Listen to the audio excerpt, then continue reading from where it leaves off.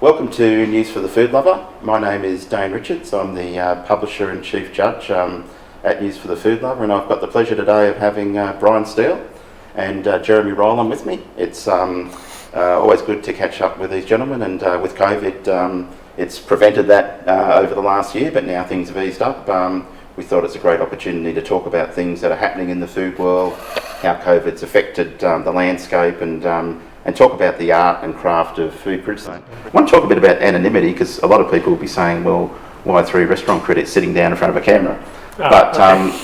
The chances are, if we went to any restaurant in Sydney, Melbourne, Brisbane, we're going to be recognised anyway, because we're senior reviewers, and that's, most places will be on their radar. But something that's really important I'd like people to understand is that when we go into a restaurant, we are certainly looking at and there's probably an argument that's actually a liability to the service if we go in sometimes, because they will over-focus on a table, but we focus on all the other tables in the restaurant as well. So someone can concierge our experience, gold plate it, cook 2 and 3 of everything, but at the end of the day, and you're both very experienced reviewers, we're looking at the context of the whole room. So can we talk a bit about that anonymity? I mean, there's a whole argument about using an assumed name to book or not, and all that type of stuff. But look, at the end of the day, Brian Steele walks in, they're going to know it's Brian Steele after 5 minutes. If someone's going to spot you as at that higher, middle to high end, a restaurant manager's going, oh, Brian Steele's in. Yeah. So how do you... I think at that point you can't change it. No, you can't. That's right. And the prep's been done. I mean, all that. Yeah, and a lot of, as you say, a lot of restaurants these days, the prep has all been done, and it's really just assembly at that last point. Yeah. So it's very hard, But I try to book with either in my wife's name or something else. Likewise. But that's very hard too, because nowadays with modern technology, the restaurants can pick up from the telephone numbers and everything else where people are coming from. And it's, I think, it loops back again, what you were talking about earlier, Jeremy, about the, about the sort of like, the bloggers in the middle and they get paid for comment. And where we sit, whether we be recognised or not. I mean, there have been times where I have been given my allocation of either restaurants to judge and or review, and there have been a number of occasions where I go, look, you know what, I have a relationship with that chef. They are a good friend of mine, so I will struggle to be both objective in that restaurant, and it's probably not fair on them. So you should probably send someone else. And that's the other thing about, shelve your ego, understand your own limitations, and understand what's involved in this, where it's emotions can run high, it's a highly subjective experience, and our aim is credible objectivity. And so if you are a restaurant critic and you have a relationship with either a restaurateur, owner, or a chef, then technically you shouldn't be the person reviewing that restaurant. No. Because you are immediately removing that capability of objectivity, which is the gold-plated, the utopia of restaurant criticism, which is you go in undetected, educated, preferably with someone else, and have a meal that is, where you experience the experience that everybody else has. Yeah, you're trying to give an experience that everyone else will have. If you know the person, it's very different. And sometimes it can work the other way. Absolutely. I know some chefs really well enough, and I'll be eating at their place, and they'll be giving me things that aren't on the menu. Now, they may be actually, they're experimental. They may not actually be very good. Absolutely. And and there's also a tendency for the service not to be quite as good if you're well known to them, because they know that they can get away with it, and they're looking after the other customers. Exactly. So it's a great point. So it's having the, again, if we look back to people that aspire to get into the industry, it's like honesty and integrity are so important. Probably the most important thing, isn't it, really? I mean, at the end of the day, if your integrity is not in the right place, I mean, you can still have relationships with people in the industry, but they have to know that stops when that plate comes in front of us. I mean, they understand that.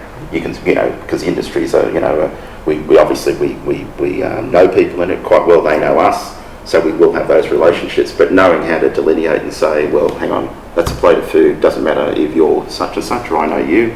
I'm judging that. Because the plate never lies, really, does it? No, absolutely. A very good reviewer in Sydney told me that. He said, plate never lies, truth's there.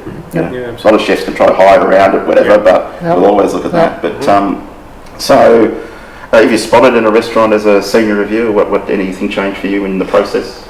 It really doesn't, because you know that it can just happen, and I like to think I've already put in place strategies to allow me to be as objective as possible. We've talked about it before, Jeremy. It was like where you're looking around the room and you're understanding what other people are experiencing, but also apart from integrity and honesty, self-knowledge and self-understanding is so important, because we all know the sort of things we like. Yeah, some people like different textures, some people prefer a bit of heat, some people prefer this, and so it's having that self-awareness to understand that, because, and based on your point, Dane, about the plate never lies, it doesn't, but our bias, our unconscious bias can show through as a critic, and it's important to understand where that lies, because you will then be more prone to enjoy certain dishes over others, when in fact there's no difference. And so the plate never lies, but we can very easily lie to ourselves at a subconscious level. So understanding those unconscious biases and understanding those unconscious tendencies towards favouring certain things is another really important facet of restaurant criticism, which is why it's so important that that we take it so seriously and we work so hard at it, because it's one person or two people's opinion based on something that's food. Where it's culture, where Jeremy and I have been involved in conversations in the academic world about things like the differences between food and non-food and authenticity. And so of course what you think of as food is to start with what your mum told you was food when you were a kid, and then your palate will evolve. There are certain parts in Japanese language. There are more than 70 words to describe texture. With us, we've got crunchy, squelchy, slimy. We're a bit more limited. With a language as complex as English, we're quite lacking in words to describe flavour and texture. So it's understanding what's on the plate, and it's not going to lie, but also suppressing or understanding the idiosyncrasies of your own palate. I remember, just take your point, I went to a restaurant once and I was eating, we always have different partners we take to restaurants and what have you, and they all have different preferences. Anyway, one person I took once and they pretty much were ordering the menu from their preference, and I said, well, just have a think about it. You're eating for the public here. It's not what you you may like or your preference is. You need to, everyone's palates are different, and to your point, Brian, about it being a subjective medium. So we have to be objective, but also have the skill set across those different preferences to understand the nuances of different things, and it's education for us too.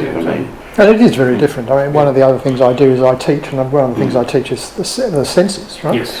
And there is a significant difference with people in their ability to taste bitter or salt or sugar. So as I say, one man's meat is another man's poison, and it really is very, very subjective. And it's shaped by your culture, it's shaped by your background, it's shaped by your history, and how you've travelled and what you like to eat. Absolutely. And it's an interesting. It's so, there are so many layers to it, and there's so many complexities. It's a humbling experience, but understanding and having that understanding, it's so important.